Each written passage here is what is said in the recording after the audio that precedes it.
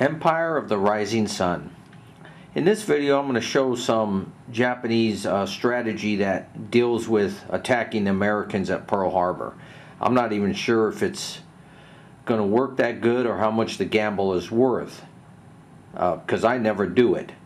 I've played this game competitively 4 times, 2 in a global war game as the Americans. And so as an American player, I know exactly what the Japanese can do to you and how to defend, or how I would like to defend against it. And then I played twice just the Pacific side of the game, Empire Rising Sun. I played once as the Japanese and once as the Americans. Now in this game, in this video, I'm gonna show you the Empire Rising Sun side only, but I'm still going to play it as a global war game. In other words, use global war rules, only I'm not going to show the advanced Third Reich. And I enjoy the game played together as a global war. Now that view is starting to change slightly, and I'll tell you why. Let me bore you for a little while, but maybe 15 minutes. In every game I played, those 4 games, there was maybe 2 carrier battles, which to me was a little disappointing, because I was like, oh yeah, the Pacific side, we're going to be going for carrier clashes and fighting here and there with naval units, you know, unlike the Third Reich, which you didn't have those kind of naval engagements. And finding out when we only had maybe 2 carrier battles, was a little disappointed. But I've been studying.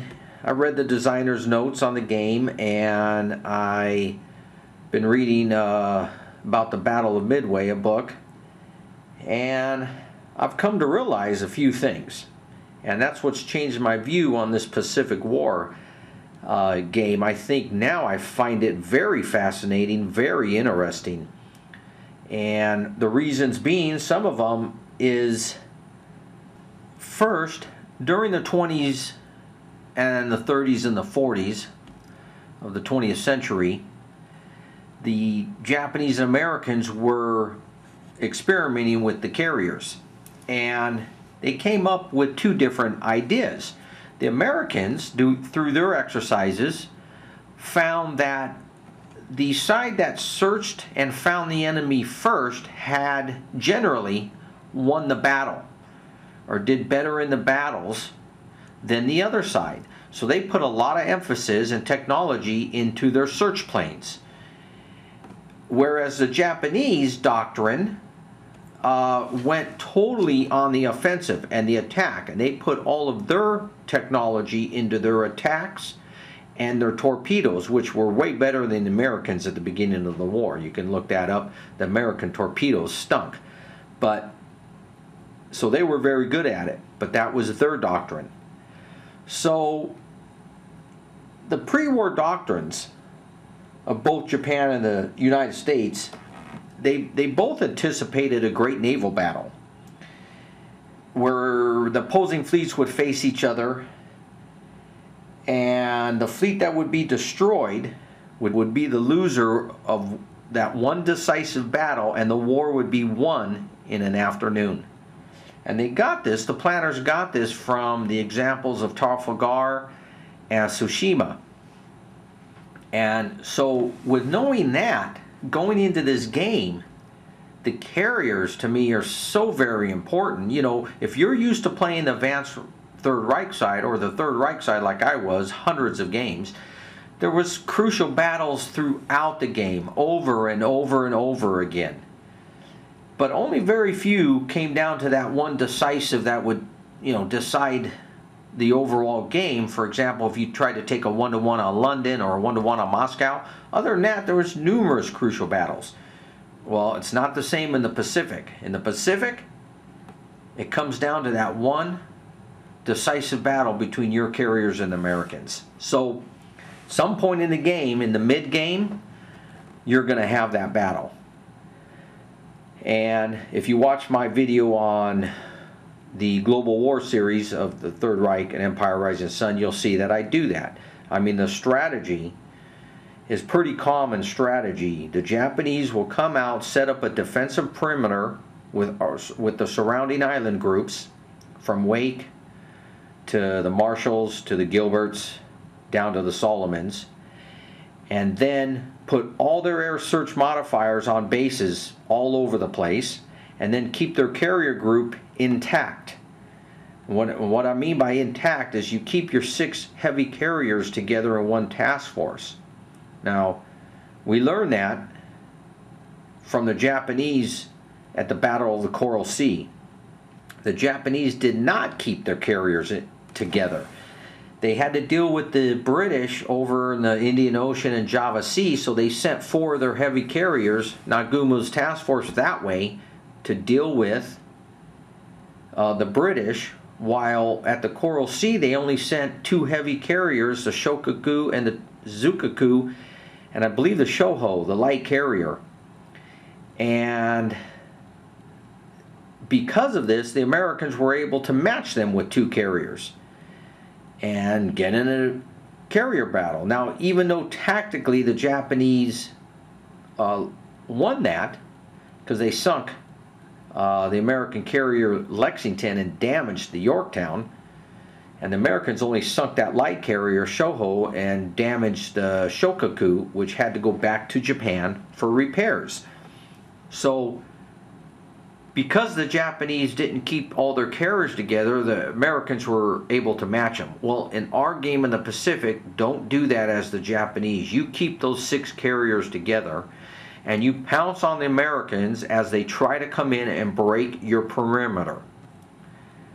And that's where you're going to go for the decisive naval battle. If you see my play-by-play in the Global War, you'll see that happen around 43, where I go for, I think I went for 2 carrier battles in that game, where I jump on the Americans and try to decisively sink some carriers. And I'm willing to take losses too, as the Japanese.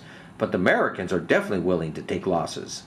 But anyways, so don't do that in this game. You keep the Japanese carriers together. Now, secondly, another tactic that the Japanese used a lot was breaking down their task force into smaller battle groups when they would get in naval battles. And because remember, they did get in naval battles after Midway, especially around the Solomon Islands. A lot of surface night engagements and carrier battles. I believe the carrier battle of the Santa Cruz was 2 carriers against 2 carriers, in which the Americans are happy to trade carriers with the Japanese, in which they did. The Japanese actually won some of those engagements. The Battle of Savo Island, the Battle of Easter Solomons. They did win naval engagements, and naval engagements were still part of the Pacific War, but that decisive carrier clash did not happen like it did at Midway, although it almost came about in the Philippines. That's another story, at the Battle of Leyte Gulf. But breaking down the Japanese breaking down their task force into combat groups, they always seem to put the light carriers in a combat group and put them out in front, and it was almost like to use it as a decoy and lure the American carriers in. You can do that. I suggest trying not to do that too much. I mean, but that's a tactic that has been put into the Pacific game, and I'm going to explain that in a minute. But the Japanese like to do that a lot. So what I'm finding in the Empire Rising Sun side is it's no easy task to commit your carriers to battle. So when both sides commit their carriers to naval combat, the outcome of the war, and more importantly the game, can truly be at stake. This makes this game very, very exciting. So what then would be the strategy? Well, the United States will achieve a significant numerical advantage in carriers in 43, which means the longer the Allied player waits, the greater the chance that he'll win a naval battle. Although it's clearly better to stop the Japanese expansion sooner rather than later, the Allies have a good reason to defer any naval combat. The Japanese player, having established his defensive perimeter, also has good reason to avoid a potentially disastrous clash. Why risk a fatal combat if you don't have to? Just keep the carriers intact, sit back, and wait for the Americans to penetrate your perimeter. The idea of destroying the American carrier force before it gets too strong is very enticing. But if you fail, you could lose the game.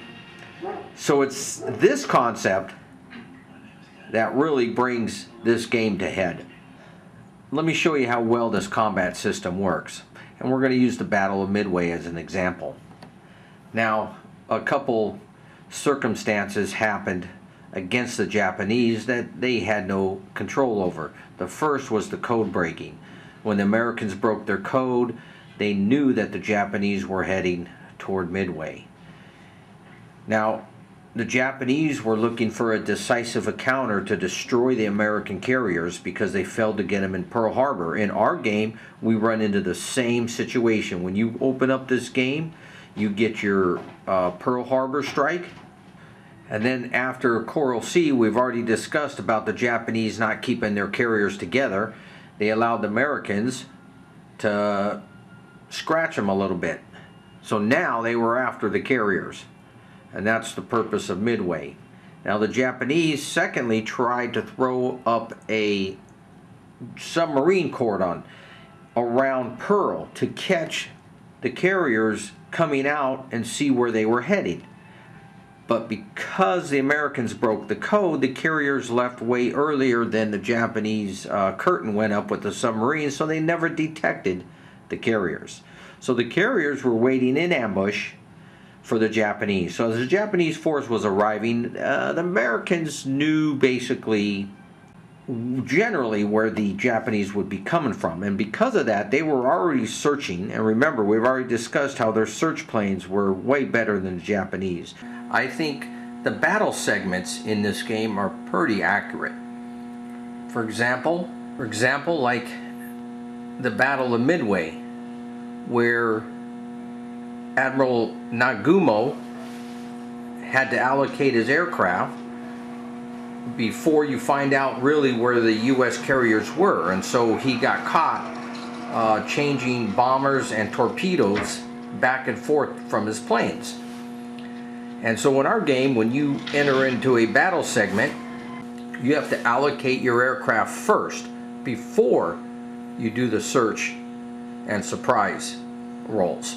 And then after each round of battle, you can rearrange your combat groups. And you can't rearrange the units within them, the composition of them, but you can rearrange the groups themselves.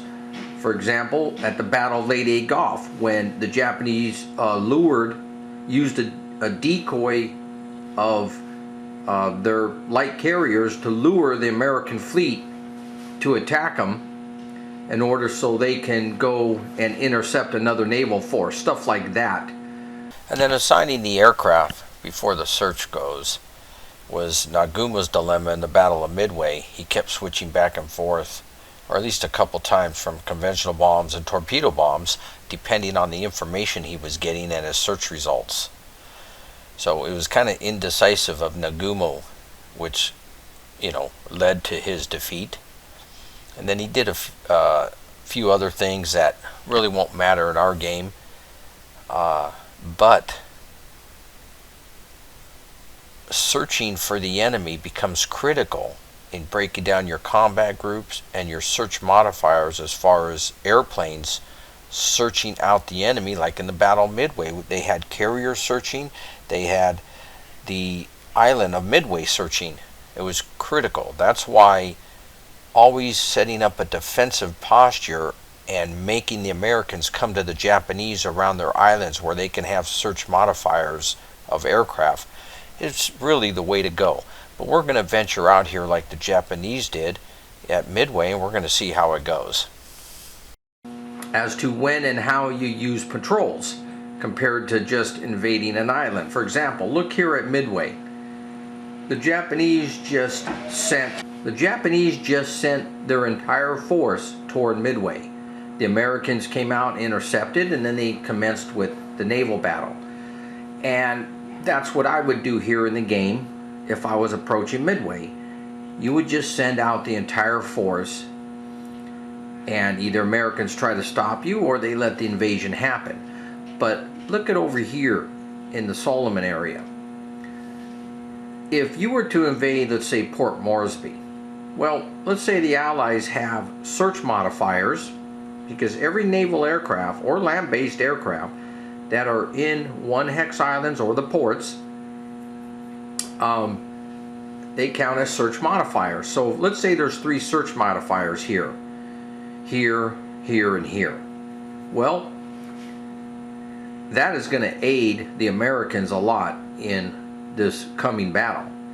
So the Japanese would be wise to not send their entire force together here and start getting hammered, because the Americans are going to receive a favorable surprise. What they would want to do is send a patrol right here, and with this patrol you start striking the air bases here to eliminate their search modifiers, and in turn you'd be getting into carrier battles with the Americans. You'd be doing all that at once. That is all done, would be taking place in the movement phase. For example, if you read under interception of patrols 27.3196, it says a patrolling task force which successfully reaches its patrol hex and conducts air attacks during the movement phase, as described above, may later use any surviving naval air units for ground support or to intercept enemy defensive air support in the ensuing combat phase, as well as in any naval battles which might arise from counter-interceptions during the combat phase. Patrolling task force which did not launch air attacks may also support ground attacks in this manner. So the patrol comes out here and he can start launching airstrikes against these air bases, and then it can result into a naval battle. The patrol would be at a big advantage. It would be best for you to send a patrol in this situation. But when you know something's going to be decisive and you're not going to be worried about all the search modifiers, because there won't be many, you just send the whole unit during the offensive option or the offensive phase. You just send the entire force. So that's a little difference the way you use patrols compared to just invading in the offensive phase. So one thing I like to do to help me understand the rules, because there's a lot of rules and you're not going to remember everything. You'll just forget things. I'm going to forget things here when I'm showing you. But what I like to do is, remember, there's almost like 3 different segments we have to look at. You have to look at the patrol sequence and follow that when you're conducting a patrol. Then you have to look at the overall naval combat, which will involve fleets. And then you look at the naval combat segment when it involves aircraft carriers. So even though these 3 have the same rules and they overlap with each other, there's different orders in which, planes can do things. Depending on what type of battle you're having, just follow that sequence. But what's cool about this is that they give you control of your force. So what's really cool about this combat sequence is it's kind of an interface. You have this strategic interface, and then you kind of go into a little tactical interface when you conduct this air carrier battle. And it gives you control over your force, so you have decisions and control of the outcome of the actual carrier battle. So that's what I really like about this. Of course, when and how you're going to use your airplanes, and how to devise your naval force into combat groups. So That's the introduction.